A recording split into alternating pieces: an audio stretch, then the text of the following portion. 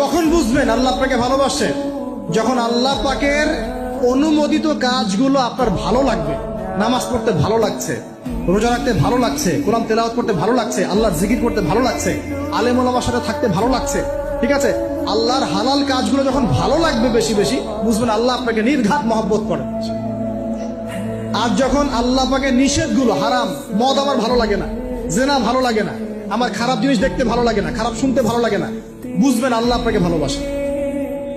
আর যখন দেখবেন খারাপের পিছনে আপনার ঝোঁক বেশি, দুর্নীতি করতে ভালো লাগে, সুদ খাইতে ভালো লাগে, ঘুষ খাইতে ভালো লাগে, কাউকে ঠকাইলে মনে হয় আমি স্মার্ট হয়ে গেল, হ্যাঁ, মানুষের টাকা আত্মসাৎ করতে ভালো লাগে, নামাজ না পড়ে ঘুম দিতে ভালো লাগে, ঠিক আছে, রমজান মাসে বিড়ি টানতে ভালো লাগে, ঠিক আছে, মেয়ের সাথে যে টাঙ্কি মারতে ভালো লাগে, তখন বুঝবেন যে আল্লাহ আপনাকে এখনো ভালোবাসেন, বা আপনি আল্লাহর ভালোবাসা পাওয়ার যোগ্যতা হারিয়ে ফেলেছেন। আল্লাহ পাক আমাদেরকে বোঝার তৌফিক দান করুন।